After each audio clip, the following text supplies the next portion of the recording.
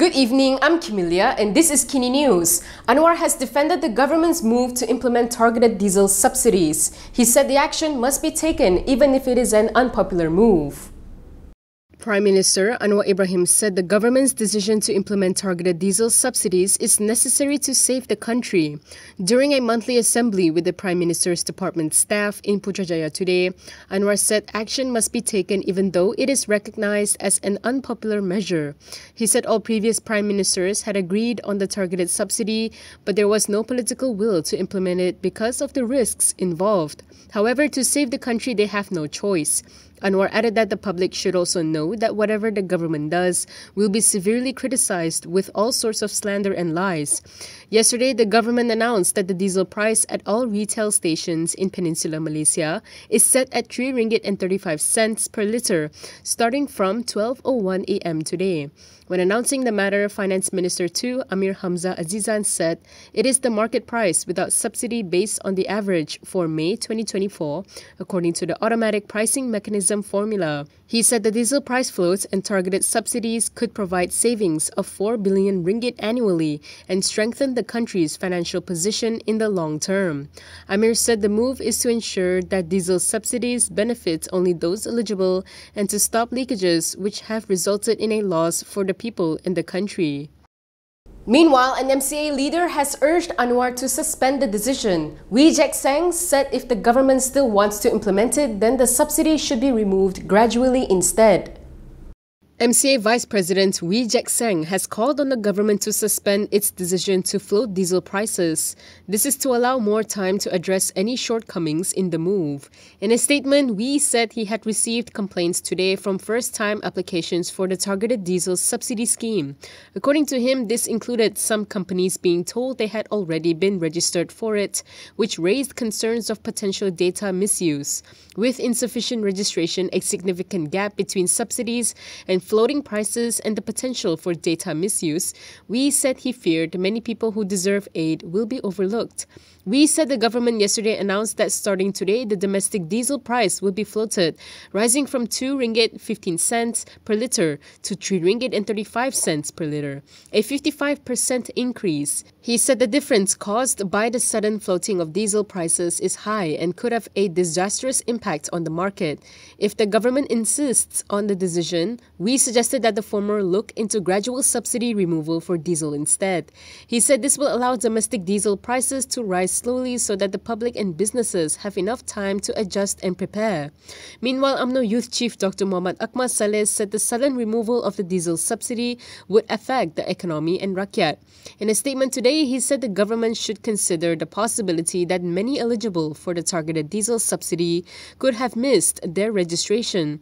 He said they should remove the subsidy gradually, and once they have addressed certain challenges involved and the economic conditions improve, then they can look into removing diesel subsidy at a higher quantum. From today to 12 June, you can subscribe or renew your Malaysia Kini package with a 25% off promotion. Click the link in the description below or scan the QR code on your screen to enjoy this exclusive offer. Still on the topic, PAS also commented on the matter. The party's Secretary General called on the government to enhance monitoring and enforcement to make sure that businesses don't raise prices. PAS has called on the government to enhance monitoring and enforcement to prevent businesses from unjustly raising prices after the removal of blanket subsidies for diesel. In a statement last night, PAS Secretary General Takiyuddin Hassan welcomed the government's goal of improving financial sustainability and addressing subsidy leakages. However, he expressed concerns about the potential negative impact on the public. He said PAS hopes that the target groups such as producers, transport services, farmers, low-income groups and others will be fully covered under the exemption measures provided through an easily accessible registration process. He added that PAS also hopes the government will enhance domestic monitoring and enforcement roles to prevent those who take advantage of raising prices or manipulating the market. He stressed the need for proactive enforcement to to ensure the measures are effective and to address any inefficiencies swiftly. The statement came following the government's decision to eliminate blanket diesel subsidies starting today. The government has initiated a 200 ringgit monthly allowance for eligible private users as a substitute for the removed subsidies.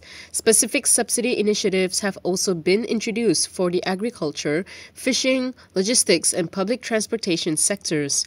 The government had stated that with these sectors covered, businesses should not increase prices by citing higher diesel costs.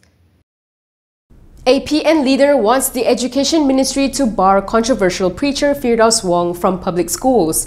This was in response to the remarks by Firdaus on converting non-Muslim teenagers. A Perikatan National Component Party leader has urged the Education Ministry to ban controversial Islamic preacher Firdaus Wong from setting foot at public schools.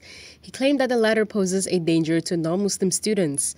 This came following Firdaus's recent video where he spoke about converting non-Muslim teenagers to Islam in secret and without their parents' consent. According to Malaysian Indian People's Party National Information Chief M. Suthan, what Firdaus suggested was unlawful and insensitive towards the feelings of non-Muslim parents. He questioned who had said that children between the ages of 7 and 17 are allowed to convert without their parents' permission. He said it was a dangerous and misleading 3R statement. He also called on Education Minister Fatlina Sidek to take firm action by barring this controversial individual from all primary and secondary schools.